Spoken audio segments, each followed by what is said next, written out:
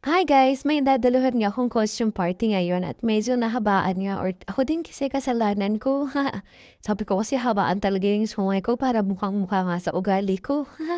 Pero kahit peking sungay pala hindi bagay sa akin, hindi ko kayang dalhin. Kaya nga pinabawasan ko kay Daddy Lo tsaka kay Mister yung sungay ko. Medyo nahirapan niya silang mag-adjust. Nasabi ko na nga rin sa kanila na kahit wag na hindi ko na gagamitin pero ayaw nga nilang pumayag kasi sayang naman daw. Hindi nga namin natapos ng gabing yun yung aking costume kaya nga dinala na lang namin sa La Union kung saan gagamitin ang costume party. Maaga nga kami bumiyahe kasama yung mga bata para maaga din kami makarating at maka-check-in kasi nga nag-hire nga kami ng transient para sa aming apat. Sa daan na lang din kami nag-breakfast tapos dumiretso na nga ako dun sa venue ng dadaluhan kong party dito nga sa may Patio Balay Norte. Itong party na dadaluhan ko ay ako lang talaga pero nga nag-hire kami ng ibang matutulugan nila mister at mga bata para makasama ko sila after. Less hassle pa nga sana kung dito din kami mag-check-in pero nung nag-inquire kasi ako ay hindi ko kaya yung room rates pa.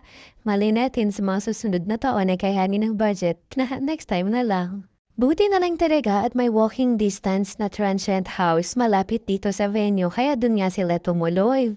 Pagpasok ko nga sa venue ay talaga naman talagang super special treatment kaya pala ganun yung price nila.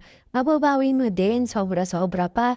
Kasi nga ang ganda ng lugar tapos kapag galing ka sa may parking area, merong maghahatid at magsusundo sa'yo na trike para hindi ka na maglakad papunta doon. At pagpasok mo nga sa my front desk ay nakakatanggal ng pagod at stress sa biyahe ang mga ngiti ng staffs nila.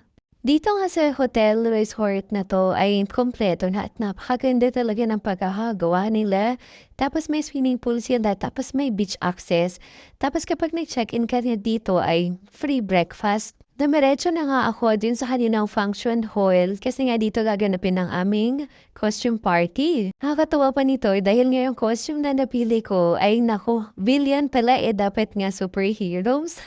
Late ko na nga yun naisip kasi nga sa kakatipid talaga. Kasi nga may green na dress ako so hinanapan ko na lang ng character ganyan. After nga ng aming costume party ay sumilip ako sa kwarto ng mga kasama ko at napakaganda naman pala talaga. After nga ng kainan, nagpatid na nga ako sa transient na naupahan nga namin malapit lang. Dito nga kami tumuloy ngayon sa balay ni Kyle Homestay in San Juan, LU. At dahil buffet yung kainan dun sa may hotel at hotel nga, nag-meeting talaga ako ng pagkain doon. Buti na lang talaga at dito sa may transient na to ay pwede kang mag-order ng online. Kaya nagpa-deliver sila mister ng Chowking. Yun na lang din ang pinang dinner ko. Super sulit kaya din ang pagstay namin dito kasi nga bagong gawa 'tong building tas may sarili ka ng CR sa loob, may shower, malinis. Pero ang pinakagusto ko rito sa tinuluyan namin na 'to, napakabait talaga nung may-ari. Ang bait niyang kausap, ang smooth ng transaction kahit online. Tapos mag-aalauna na hindi ko matawagin si mister kasi nga napagod talaga siya mag-alaga ng mga bata. Inantay talaga nila ako tapos pinagbuksan ng gate, napakabait. May mga construction workers lang na nasa labas pero wala, super safe.